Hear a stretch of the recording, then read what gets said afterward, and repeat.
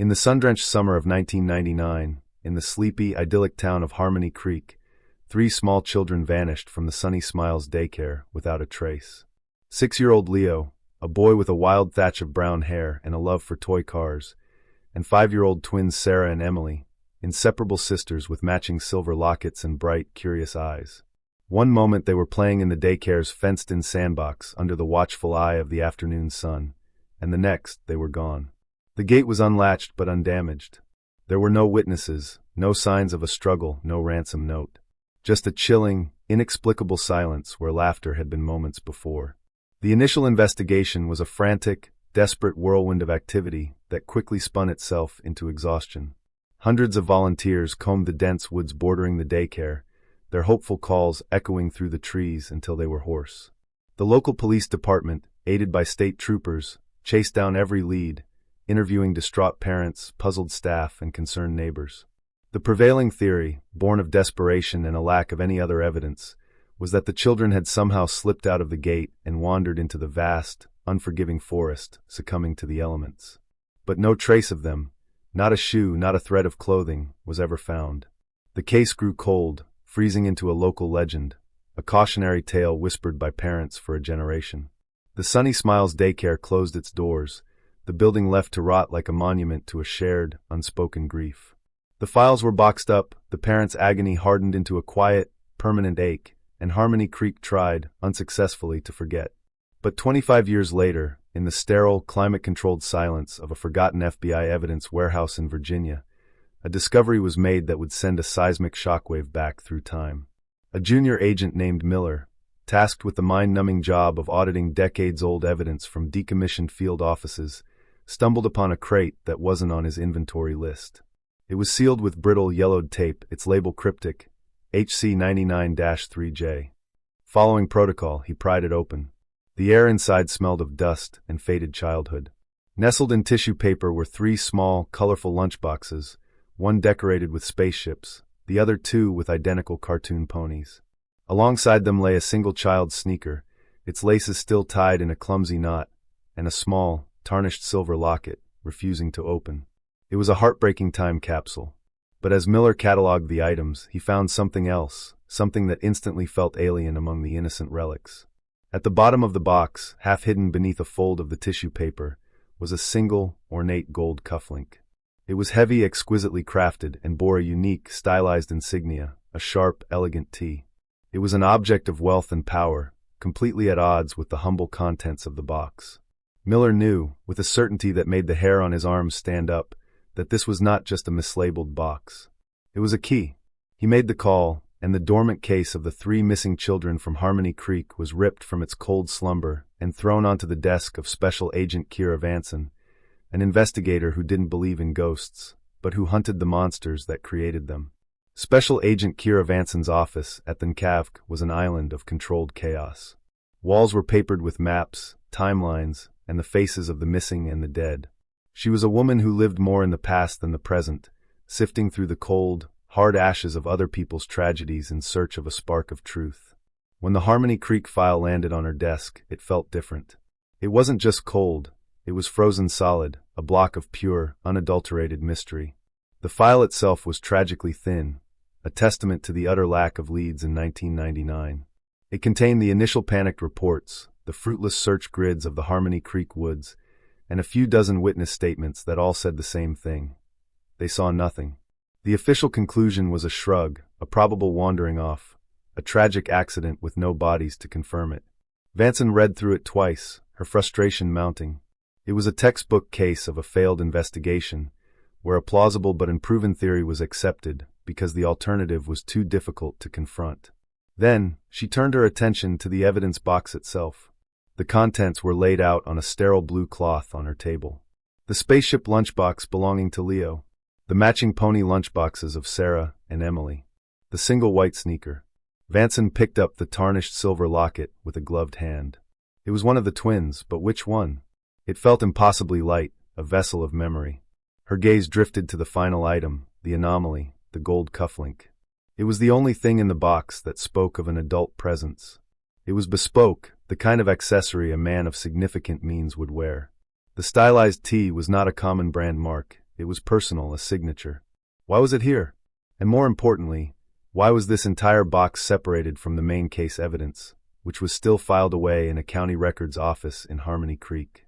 Why was it sent to an FBI facility, mislabeled, and left to gather dust for a quarter of a century? Vansen's superior, Deputy Director Markland, had been clear. It's a 25-year-old case with nothing to go on but a piece of jewelry, Vansen. The original investigators concluded they got lost in the woods. He saw it as a bureaucratic loose end, an inventory issue. Vansen saw it as a deliberate act of concealment. Someone had separated these items from the official file. Someone wanted this box and the cufflink within it to disappear. Her intuition, the internal compass that had guided her through the labyrinth of so many other cold cases, was screaming at her. The official narrative was wrong. This wasn't a tragic accident. This was a crime. The cufflink wasn't just a clue. It was a confession waiting to be read. "I'm going to Harmony Creek," she told Markland, her tone leaving no room for argument. "And what are you going to do there?" he asked, his voice heavy with skepticism. "Stir up a ghost town?" Vansen looked from the faces of the 3 smiling children in the file to the cold, gold cufflink on her table. "The people who lost these kids deserve more than a theory," she said, her voice low and intense. "They deserve an answer. This cufflink is the first real question anyone has asked in 25 years.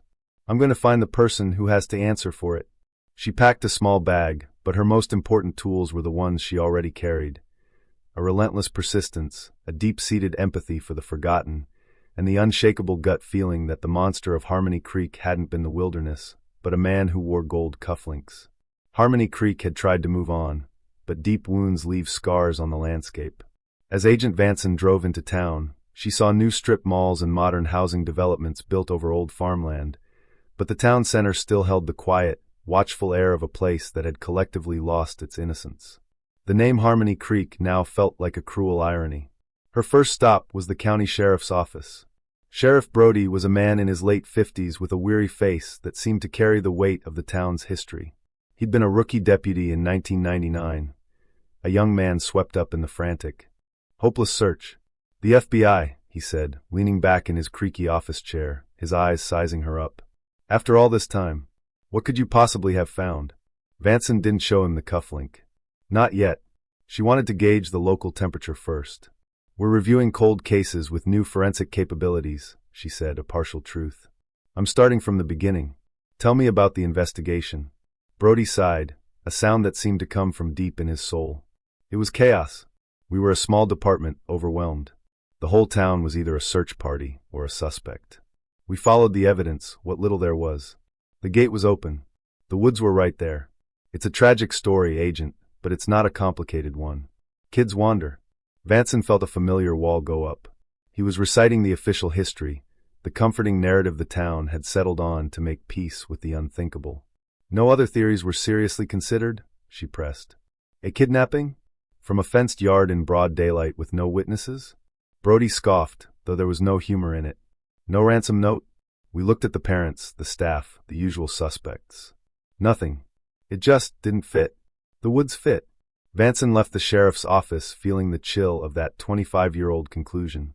Later that afternoon, she found the location of the old Sunny Smiles Daycare.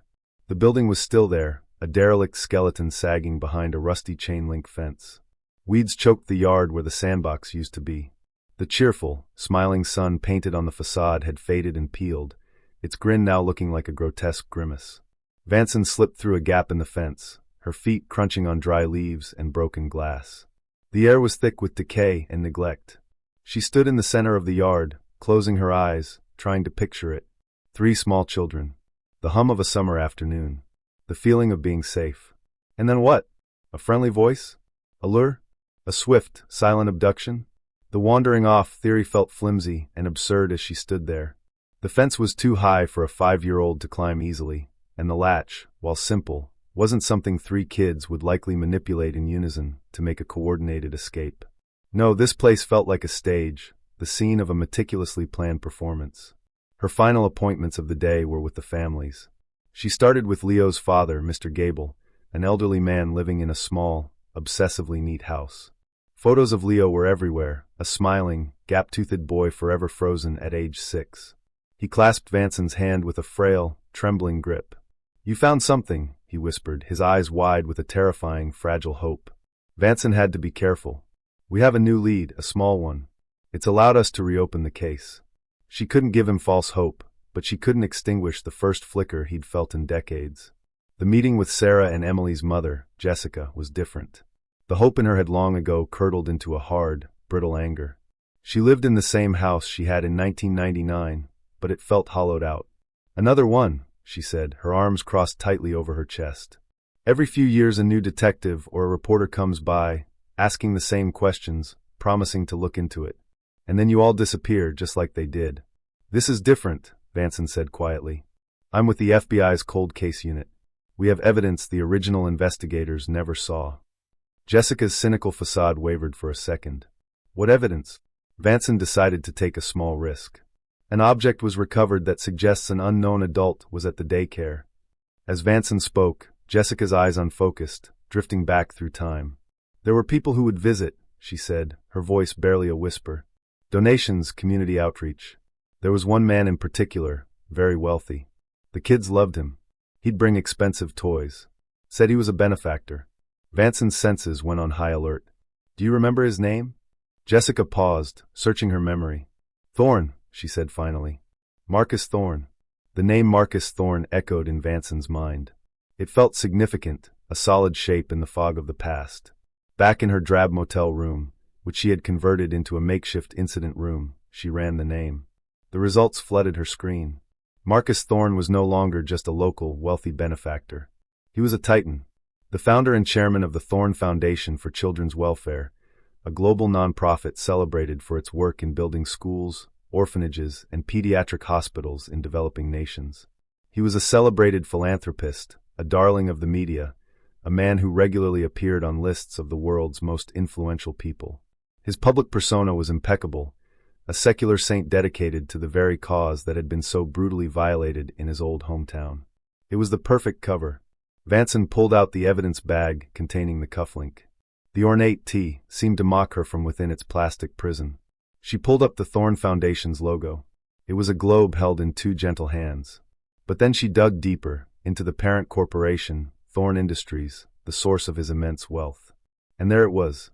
The corporate logo, used on their high-end branding and internal documents, was an elegant, stylized T, identical to the one on the cufflink. A cold certainty settled in Vansen's gut. This was him.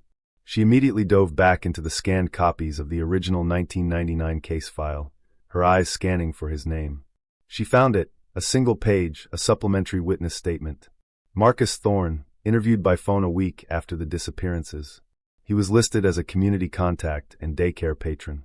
His statement was concise and exculpatory. He expressed his shock and sorrow, and stated that he had been at an international banking conference in Geneva, Switzerland for the entire week of the incident, providing a hotel and flight confirmation number. A rock-solid, verifiable alibi. The 1999 detective had noted alibi confirmed. NFA. No further action. It was the perfect deflection. A busy, important man out of the country, who was nothing more than a concerned citizen. But Vansen knew how alibis could be constructed, especially by men with limitless resources. Private jets, backdated hotel receipts, a paid-off associate to answer a phone call. It was all possible. The cufflink told a different story. It placed him at the scene. The question was, how did it end up in a box with the children's belongings? A box that was then spirited away to an FBI warehouse and mislabeled into oblivion. Vansen hypothesized a sequence of events. Thorne was there. He orchestrated the abduction. In the process, in the haste or the darkness, he lost the cufflink. He realized it later. He couldn't risk it being found. So he used his influence, his money, to get to the evidence. The original lead detective on the case was a man named Frank Miller, coincidentally the same last name as the archivist who'd found the box. Vansen did a quick search on him. Detective Frank Miller had retired from the Harmony Creek PD just 2 years after the case went cold, citing health reasons. He moved to Florida and passed away in 2010. It was a dead end, but it felt suspicious. A cop on a modest salary, suddenly retiring to the Sunshine State after bungling the biggest case of his career. It smelled of a payoff. The puzzle pieces were beginning to connect, forming a monstrous picture. Thorne, the benevolent protector of children, was her prime suspect. Jessica's offhand comment had become the central pillar of the investigation. Vansen knew she had to tread carefully. Accusing a man like Marcus Thorne was like accusing the sun of being cold. She needed more than a cufflink and a gut feeling. She needed to get into a room with him. She needed to see the man behind the myth. Arranging a meeting with Marcus Thorne was an exercise in navigating layers of corporate and personal security. His executive assistant was polite but firm, his schedule booked months in advance. Vansen used the full weight of the FBI's authority, citing the reopening of a case in which he was a historical witness. The request was granted, not as an interrogation, but as a courteous consultation at his private estate on the outskirts of Harmony Creek. The Thorne estate was less a house and more a fortress of glass and stone, perched on a hill overlooking the very woods the children had supposedly vanished into. The long, winding driveway was lined with perfectly manicured trees. As Vansen was led through the cavernous, art-filled foyer, she felt the oppressive weight of Thorne's power. He met her in his study, a vast room with floor-to-ceiling windows and shelves lined with leather-bound books. Marcus Thorne, in his late 60s now, was exactly as his public image portrayed him, tall, impeccably dressed, with a warm, disarming smile and kind eyes that seemed to hold a deep, practiced sadness. "Agent Vansen," he said, extending a hand. His grip was firm and dry. "It is a tragedy that still weighs on this community. On me personally. Anything I can do to help bring closure, you need only ask." He was smooth, polished, and utterly convincing. He gestured for her to sit in a plush leather chair opposite his grand mahogany desk. The room was a shrine to his philanthropy. Photographs of him surrounded by smiling, adoring children from around the world covered every available surface. He was shaking hands with presidents, accepting awards, christening new hospital wings. It was a carefully constructed narrative of goodness. "I was told you have new information," Thorne began, his voice a perfectly modulated baritone of concern. "We've uncovered evidence that wasn't properly processed in 1999, Vansen said, watching him, studying every flicker of his expression. "It suggests the children didn't just wander off." Thorne's face became a mask of solemnity. "I always feared as much," he said, shaking his head slowly. "To think of it, a predator here in Harmony Creek. It's why I started my foundation. I vowed that I would spend my life ensuring children were safe." Vansen steered the conversation back to 1999. "The file says you were a patron of the daycare.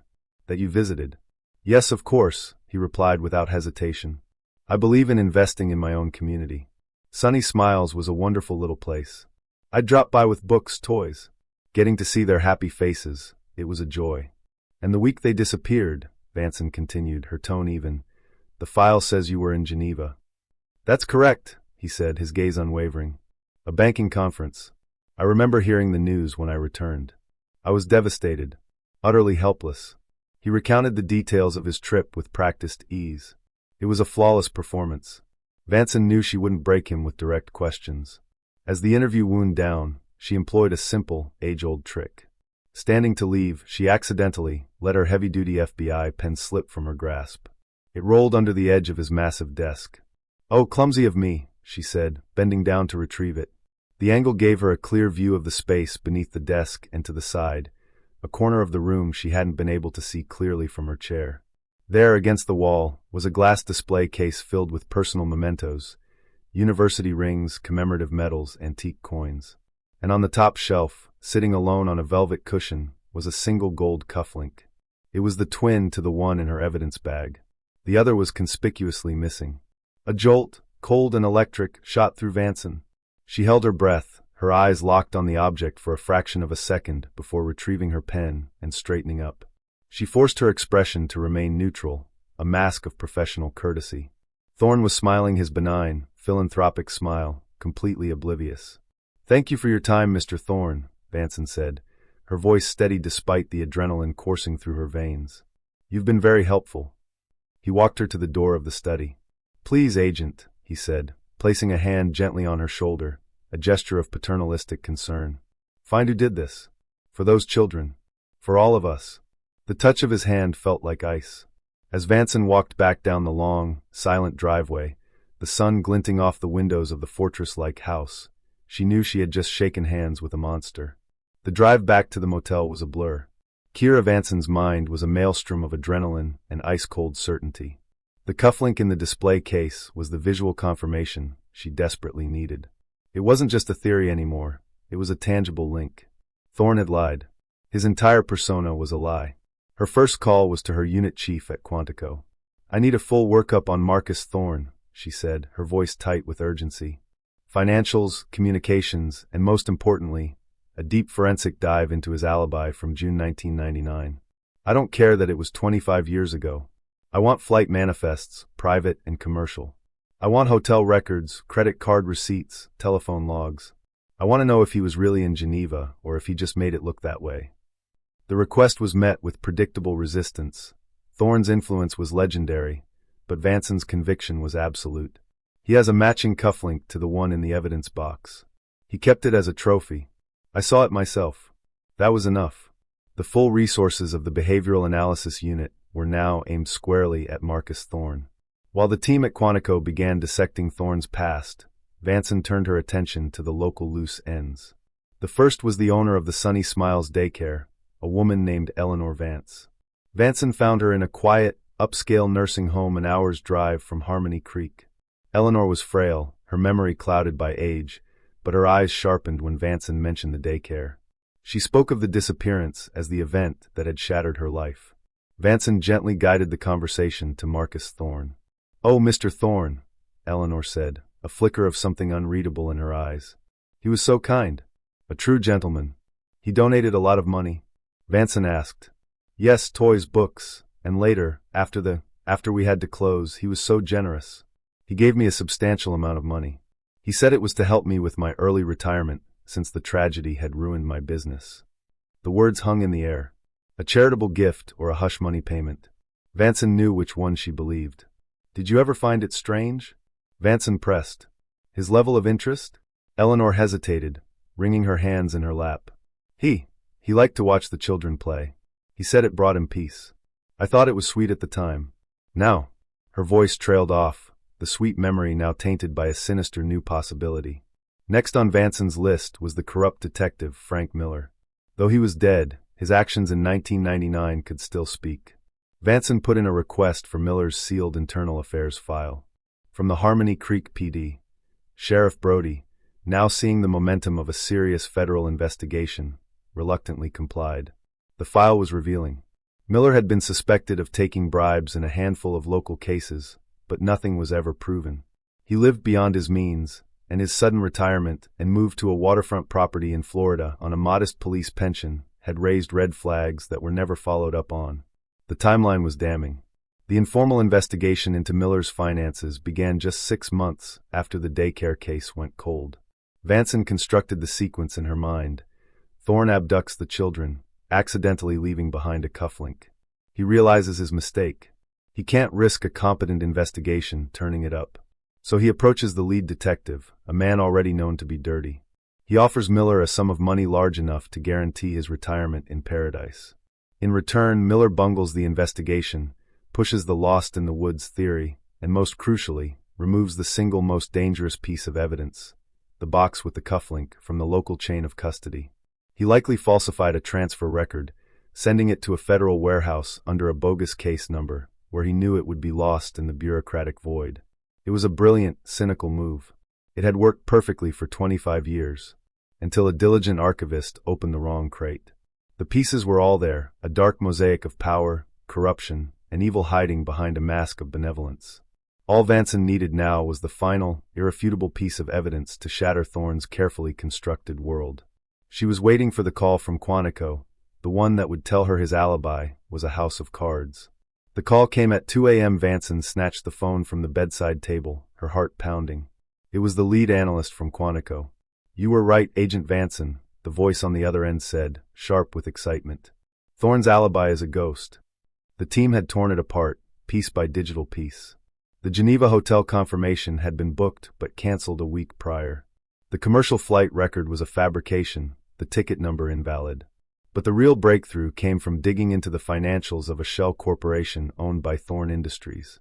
On June 14, 1999, the day before the children disappeared, that corporation paid $50,000 to a private charter jet company based out of Teterboro, the analyst explained. The flight plan was originally filed for Geneva, but at the last minute, it was amended. The new destination was a small, private airstrip less than 20 miles from Harmony Creek. The plane landed at 11 p.m. on the 14th and took off again at 4 a.m. on the 16th, the morning after the disappearance. Vansen felt a surge of cold triumph. And the passenger manifest? Sealed. But the jet was chartered in Thorne's name. He was here, Vansen. He was on the ground. The alibi was not just broken, it was annihilated. That was all Vansen needed. By sunrise, she had a federal judge on the phone, and by 8 a.m., she was holding a stack of no-knock warrants for every property owned by Marcus Thorne, including the pristine estate and a remote property listed in the county records as a private hunting lodge, deep in the very woods the children were said to have been lost in. The raids were executed simultaneously. Vansen led the team hitting the main estate. They swarmed the property, a stark contrast of tactical gear against the manicured lawns. Thorne was in his breakfast nook, reading a newspaper, a picture of calm sophistication. He watched them come, his expression shifting from surprise to a kind of theatrical indignation. "Agent Vansen, what is the meaning of this?" he demanded, as agents began a systematic search of his home. "The meaning, Mr. Thorne, is that your alibi for June 1999 was a lie," Vansen said, her voice flat and cold. "We know you were here." Thorne's face paled almost imperceptibly, but his composure held. He simply sat back in his chair, a faint, condescending smirk playing on his lips, as if watching a mildly interesting play. The search of the estate was meticulous but fruitless. The house was sterile, scrubbed clean of any secrets. Thorne watched them, his smugness growing with every empty drawer and cleared room. He believed he was untouchable. But Vansen's hope lay with the second team, the one she had sent to the so-called hunting lodge. An hour into the search, her radio crackled to life. It was the team leader's voice, strained and heavy. "Agent Vansen, you need to see this." Vansen left Thorne in the custody of her agents and drove at high speed toward the remote property. The lodge was a rustic, modern cabin on the outside, but the team had found inconsistencies in the blueprints. A section of the basement didn't exist on the official plans. Behind a false wall in the wine cellar, they found a heavy steel door, operated by a hidden electronic keypad. They had breached it. Vansen descended the cold concrete steps into the hidden part of the basement. The air was stale and unnaturally cold. The first room was soundproofed, its walls padded with thick gray foam. But it was the room beyond it that made her blood run cold. It was a small, white, sterile chamber, more like a laboratory than a room. And on a simple metal shelf against the far wall sat a plain cardboard box. Vansen approached it, her breath catching in her throat. She lifted the lid. Inside, nestled on a bed of yellowed cotton, were three small, perfectly preserved items.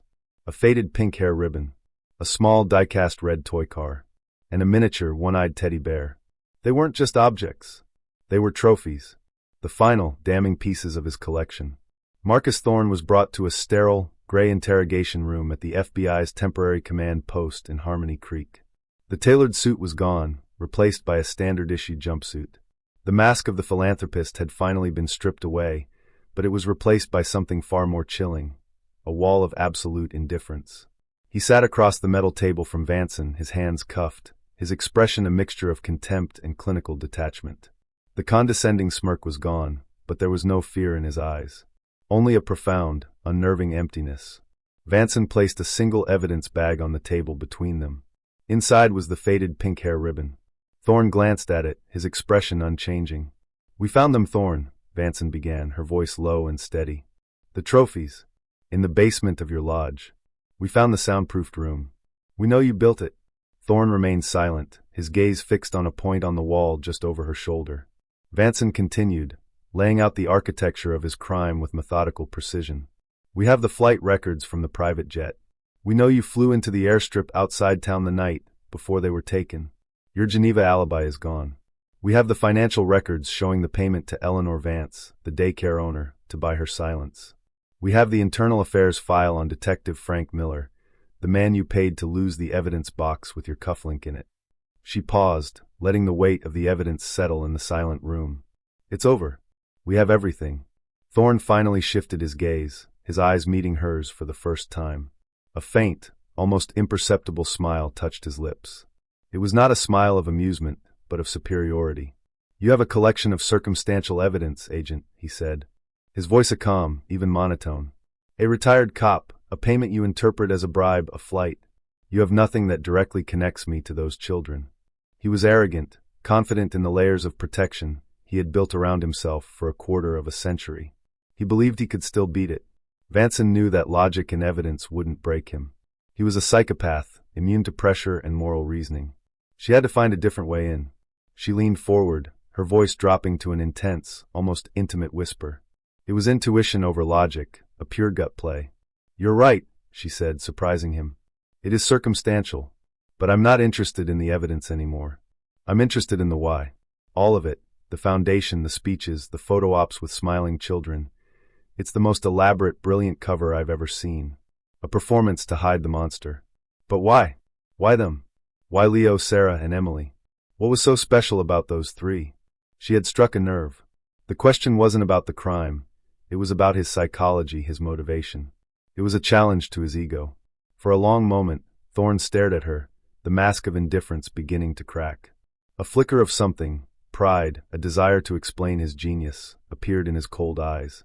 He had been a ghost for 25 years, his true work unseen and unappreciated. Now, for the first time, he had an audience who knew the truth.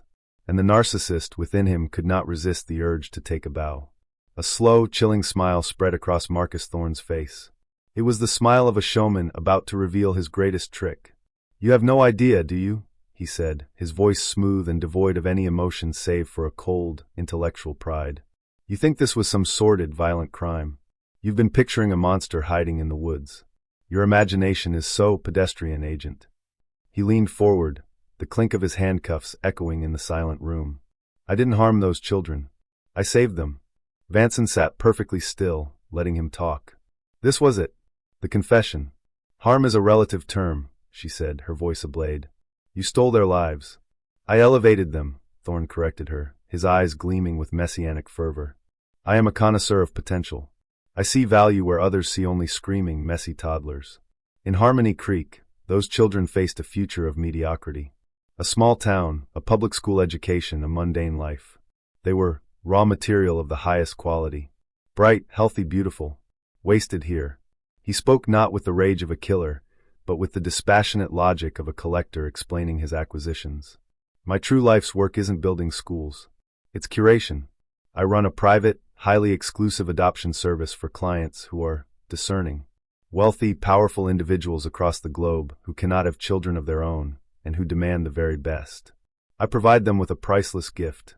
A perfect child with a clean slate." The horrific truth dawned on Vansen, more monstrous than anything she had imagined. He wasn't a murderer. He was a human trafficker, operating under the pristine guise of global philanthropy. "The daycare was your catalog," she breathed, the words tasting like ash. "Precisely," Thorne beamed. "I'd visit, observe. I'd choose the ones with the most promise. Leo, Sarah, Emily, they were exceptional. I planned it for months. The sedative was administered in their afternoon juice boxes. Odorless, tasteless. They simply fell asleep in the sandbox. My associate, a man you will never find, collected them in a commercial laundry van. Simple, efficient. No one ever looks twice at a laundry van." He recounted the details with the clinical pride of a surgeon, describing a successful operation. "We flew them out from the private airstrip. By the time anyone in this town even knew they were missing, they were halfway across the Atlantic. They woke up in new homes, with new names, new parents who adored them. We used the best hypnotherapists to gently erase their first few years of memories. A painless reboot. They were given lives of privilege and opportunity they could never have dreamed of here." "And the trophies?" Vansen asked, gesturing toward the evidence bag. "The cufflink. Mementos," he said with a shrug. "Souvenirs of a successful transaction. My only mistake in a long and flawless career. The cufflink was an unfortunate accident. A costly one, as it turned out. Detective Miller was greedy, but a necessary business expense." He sat back, a look of ultimate satisfaction on his face. He had confessed to a crime far more complex and insidious than murder. He had stolen 3 children, sold them like commodities, and he felt absolutely no remorse. In his twisted mind, he was a hero. "They are alive," he said, delivering his final, shocking revelation. "They are now adults in their early 30s. Successful, happy, living in Europe. They have no idea who they were. They are my greatest successes." He provided the names and locations with the casual air of a man listing his assets, believing the information would somehow mitigate his crime. For Thorn, the fact that they were alive was proof of his benevolence, not the ultimate symbol of his monstrosity. The arrest of Marcus Thorn sent a shockwave that cracked the foundations of the global philanthropic community. The story was a media supernova. The beloved humanitarian revealed as a monstrous trafficker of children. His face, once a symbol of hope, was now the face of an almost unimaginable evil. The Thorn Foundation collapsed overnight, its name forever tarnished. Investigations were launched into its operations worldwide, uncovering a web of shell corporations, offshore accounts, and a network of wealthy, powerful clients who had participated in Thorn's twisted marketplace. The fallout was immense, a sprawling international conspiracy unraveled by a single, forgotten gold cufflink. For Kiera Vansen, the legal victory was only the beginning. The true conclusion of the case lay not in a courtroom, but in the lives that had been stolen. Armed with the information from Thorn's confession, the FBI worked with Interpol and European authorities. Within weeks, they located them. Leo, now a successful architect in Lisbon named Marco. Sarah, a concert violinist in Vienna named Anya. And Emily, a university lecturer in Florence named Sophia. They were, as Thorn had boasted, alive and successful. They had no memory of Harmony Creek, of their parents, of their former lives. The news was delivered to the families by Vansen herself. She sat once again in Mr. Gable's neat little house, the photos of his 6-year-old son watching them from the walls. She told him that Leo was alive. The old man began to weep, silent tears streaming down his wrinkled face, tears of shock, of relief, of a grief so profound it had no name. He had not lost his son to the woods, but to a monster in a suit. He had a new, unimaginable pain to process, but beneath it was the stunning, impossible truth. His boy was alive. The meeting with Jessica, the twins' mother, was even more fraught. The hard shell of her anger shattered, revealing the raw, wounded heart beneath. Her daughters were alive. They were out in the world. She would not get back the little girls she lost, but she was being given a chance to meet the women they had become. The reunions were tentative, painful, and profoundly beautiful. The first meetings took place in neutral locations, with therapists present. Mr. Gable met Marco, a handsome man with his father's eyes, and showed him a picture of a 6-year-old boy with a toy car. Anya and Sophia, the violinist and the lecturer, met the mother they never knew they had, and saw in her face their own reflection. There was no magical moment of recovered memory, no instant Hollywood ending. There was only the slow, difficult, and hopeful process of forging a new kind of family from the wreckage of Thorn's crime. It was a messy, complicated, and heartbreaking form of closure, but it was closure nonetheless. The final scene was not of a courtroom or a jail cell. It was months later, in a park in Harmony Creek. Anya and Sophia sat on a bench with their mother, Jessica, looking through an old photo album. Mr. Gable and Marco were tossing a baseball nearby, the awkwardness between them slowly melting away. They were strangers, bound by a shared history they were only just beginning to understand. Kiera Vansen watched from a distance, unseen. Her job was done. The ghosts of Harmony Creek had been given new life. The truth, however terrible, had allowed for a new beginning. On her desk back at Quantico, a new cold case file was waiting, with new faces, new mysteries, new monsters to hunt. The fight was never over. But today, under the quiet afternoon sun, she allowed herself a moment to watch the impossible happen. A family, broken for 25 years, slowly, painfully, starting to piece itself back together. Justice had been served, and in the space where a dark mystery once lived, there was now a fragile, burgeoning hope.